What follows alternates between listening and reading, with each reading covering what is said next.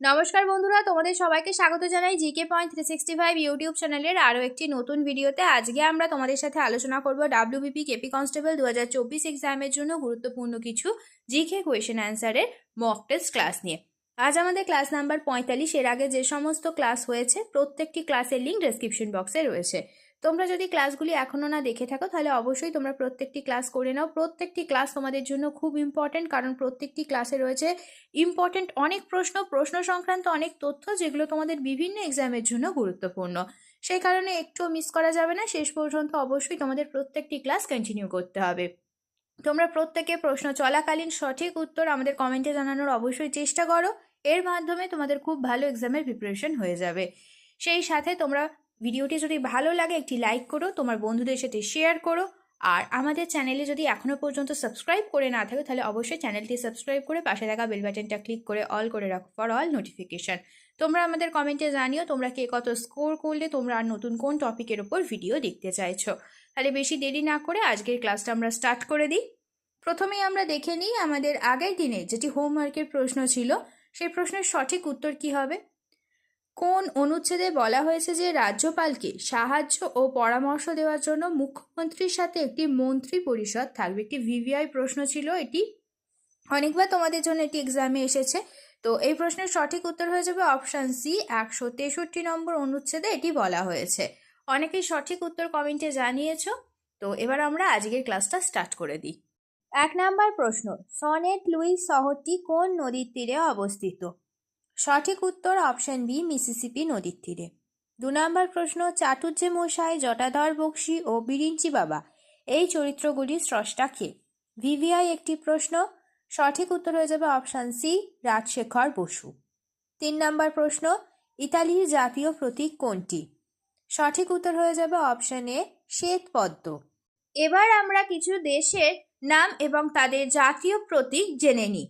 জাপানের জাতীয় প্রতীক চন্দ্রমল্লিকা, ইতালির জাতীয় প্রতীক শ্বেতপদ্ম, হংকংয়ের জাতীয় প্রতীক অর্কিড গাছ, সুইজারল্যান্ডের জাতীয় প্রতীক হোয়াইট ক্রস, লেবাননের জাতীয় প্রতীক পাইন জাতীয় গাছ, ডেনমার্কের জাতীয় প্রতীক বিচ গাছ, ডমিনিকা দেশের জাতীয় প্রতীক তোতা পাখি, ফ্রান্স দেশের জাতীয় প্রতীক হলো লিলি।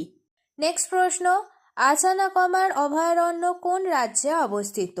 সঠিক উত্তর অপশান সি, ছত্তিশগড়। এবার আমরা দেখে নিই বিভিন্ন অভয়ারণ্য এবং জাতীয় উদ্যান সেটি কোথায় অবস্থিত। ঘানা পাখিরালয় হচ্ছে ভরতপুর রাজস্থানে অবস্থিত।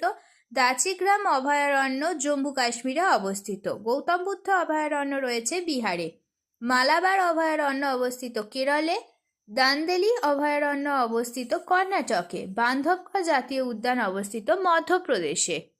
নেক্সট, 1940 সালে ব্যক্তিগত সত্যাগারের জন্য মহাত্মা গান্ধী দ্বারা নিম্নলিখিতগুলির মধ্যে কাকে প্রথম সত্যাগ্রহী হিসাবে মনোনীত করা হয়েছিল? সঠিক উত্তর হয়ে যাবে অপশন এ, বিনোবা ভাবে। এবার আমরা কিছু গুরুত্বপূর্ণ তথ্য দেখে নিই। নির্বাচিত প্রথম সত্যাগ্রহী ছিলেন আচার্য বিনোবা ভাবে, যিনি যুদ্ধের বিরুদ্ধে কথা বলার সময় তাকে জেলে পাঠানো হয়েছিল। দ্বিতীয় সত্যাগ্রহী ছিলেন জওহরলাল নেহেরু এবং তৃতীয় সত্যাগ্রহী ছিলেন ব্রহ্মা দত্ত, গান্ধীর আশ্রমের একজন বন্দী। নেক্সট, নরওয়ের পার্লামেন্টের নাম কি? সঠিক উত্তর অপশন ডি, স্টোটিং। বিভিন্ন দেশ ও তাদের লোকসভার নাম এবার আমরা দেখে নিই। আফগানিস্তানের লোকসভার নাম সোরা, ভুটানের লোকসভার নাম তাসাঙ্গারু, ডেনমার্কের লোকসভার নাম ফোকেটিং, জার্মানির লোকসভার নাম ব্যান্ডেস্ট্যাক, ইরানের লোকসভার নাম মজলিস, আয়ারল্যান্ডের লোকসভার নাম ডেইলি ইরেন, ইসরায়েলের লোকসভার নাম নেসেট, জাপানের লোকসভার নাম ডায়েট। নেক্সট প্রশ্ন, টিউবলাইট ভেঙে গেলে ক্র্যাকিং শব্দ উৎপন্ন হয়, এর কারণ কি? সঠিক উত্তর হয়ে যাবে অপশান এ, বাতির ভিতরের চাপ বায়ুমণ্ডলীয় চাপের থেকে কম হয়, সেই কারণে ক্র্যাকিং শব্দ উৎপন্ন হয়। নেক্সট, পর্যায় সারণীতে নিচের কোনটি সবথেকে বেশি এবং সবথেকে কম তড়িৎ ঋণাত্মক উপাদান? সঠিক উত্তর হয়ে যাবে অপশান এ, ফ্লোরিন এবং সিজিয়াম হলো সবথেকে বেশি এবং সবথেকে কম তড়িৎ ঋণাত্মক উপাদান। নেক্সট, আমাদের শরীরে কোথায় ইউরিয়া তৈরি হয়? ইম্পর্টেন্ট আরও একটি প্রশ্ন। সঠিক উত্তর অপশান সি, লিভারে। নেক্সট, কোন ভিটামিন টোকোফেরল নামেও পরিচিত? সঠিক উত্তর হয়ে যাবে ভিটামিন ই, অপশান বি হবে সঠিক উত্তর। এবার আমরা কিছু গুরুত্বপূর্ণ ভিটামিন এবং তাদের রাসায়নিক নাম জেনে নিই। ভিটামিন এ এর রাসায়নিক নাম রেটিনল, ভিটামিন বি1 এর রাসায়নিক নাম থিয়ামিন, ভিটামিন বি2 এর রাসায়নিক নাম রাইবোফ্লোভিন, ভিটামিন বি3 এর রাসায়নিক নাম নিয়াসিন, ভিটামিন বি5 এর রাসায়নিক নাম প্যান্টোথেনিক অ্যাসিড, ভিটামিন বি6 এর রাসায়নিক নাম পাইরিডক্সিন, ভিটামিন বি7 বা ভিটামিন এইচ এই দুটির রাসায়নিক নাম হলো বায়োটিন, ভিটামিন বি9 এর রাসায়নিক নাম ফলিক অ্যাসিড, ভিটামিন বি12 এর রাসায়নিক নাম সাইনোকোবালামিন, ভিটামিন সি এর রাসায়নিক নাম অ্যাসকর্বিক অ্যাসিড, ভিটামিন ডি এর রাসায়নিক নাম ক্যালসিফেরল, ভিটামিন ই এর রাসায়নিক নাম টোকোফেরল, ভিটামিন জি এর রাসায়নিক নাম নিয়াসিন, ভিটামিন কে এর রাসায়নিক নাম ফাইলোকুইনন আর ন্যাপথাকুইনন। নেক্সট প্রশ্ন, কাকে ভারতীয় প্রেসের মুক্তিদাতা বলা হতো? সঠিক উত্তর অপশন বি, স্যার চার্লস মেটকাফকে। নেক্সট, গোয়া, দমন ও দিউ অঞ্চলগুলি ভারতীয় সংবিধানে অন্তর্ভুক্ত করা হয়েছিল কোন সংশোধনী বিলের মাধ্যমে? সঠিক উত্তর হয়ে যাবে অপশন বি, 1962 সালের দ্বাদশ সংশোধনীর মাধ্যমে ভারতীয় সংবিধানে গোয়া, দমন, দিউ এই অঞ্চলগুলিকে অন্তর্ভুক্ত করা হয়েছিল। নেক্সট, নিচের কোন হ্রদ থেকে সুতলজ নদীর উৎপত্তি হয়েছে? সঠিক উত্তর কি হবে? অপশন ডি, রাক্ষসতাল হ্রদ থেকে। এবার আমরা কিছু গুরুত্বপূর্ণ তথ্য দেখে নিই। বিভিন্ন নদীর নাম, তাদের উৎস এবং তাদের পতন সম্পর্কিত ইম্পর্টেন্ট তথ্যটা আমরা দেখে নিই। গোদাবরী নদী এর উৎস হচ্ছে ত্রিম্বক পর্বত আর পতন বঙ্গোপসাগর। কাবেরী নদীর উৎস ব্রহ্মগিরি শৃঙ্গ, পতন হচ্ছে বঙ্গোপসাগর। গঙ্গা নদী গঙ্গোত্র হিমবাহ হলো এর উৎস, পতন হচ্ছে বঙ্গোপসাগর। মহানদী এর উৎস হচ্ছে সিয়াওয়ারা উচ্চভূমি, পতন বঙ্গোপসাগর। তাপ্তি নদী এর উৎস মহাদেব পর্বত, পতন হচ্ছে কাম্বে উপসাগর। নর্মদা নদীর উৎস অমরকণ্টক শৃঙ্গ, পতন হচ্ছে কাম্বে উপসাগর। ব্রহ্মপুত্র নদী উৎস হচ্ছে চেমায়ুংদুং হিমবাহ, পতন হচ্ছে বঙ্গোপসাগর। কৃষ্ণা নদী উৎস হলো মহাবালেশ্বর শৃঙ্গ, পতন হলো বঙ্গোপসাগর। সিন্ধু নদী উৎস সিনকাবাব উষ্ণ প্রস্রবণ, পতন হচ্ছে আরব সাগর। লুনি নদী উৎস হলো পুষ্কর ভ্যালি, পতন হলো কচ্ছের রণ। ঝিলাম নদী এর উৎস ভেরিনাক পাহাড় এবং এর পতন হলো চেনাব নদী। নেক্সট প্রশ্ন, আলমাট্টি বাঁধ নিচের কোন নদীর উপর অবস্থিত? সঠিক উত্তর অপশন এ, কৃষ্ণা নদীর ওপর অবস্থিত আলমাট্টি বাঁধ, আর এটি রয়েছে কর্ণাটকে। এবার আমরা কিছু গুরুত্বপূর্ণ তথ্য দেখে নিই। বিভিন্ন বাঁধ সেটি কোন রাজ্যে অবস্থিত এবং কোন নদীর ওপর অবস্থিত আমরা জেনে নিই। ইন্দ্রাবতী বাঁধ রয়েছে উড়িষ্যা রাজ্যে ইন্দ্রাবতী নদীর ওপর। গান্ধী সাগর বাঁধ রয়েছে মধ্যপ্রদেশ রাজ্যে চম্বল নদীর ওপর। উড়ি বাঁধ রয়েছে জম্মু ও কাশ্মীর রাজ্যে ঝিলাম নদীর ওপর।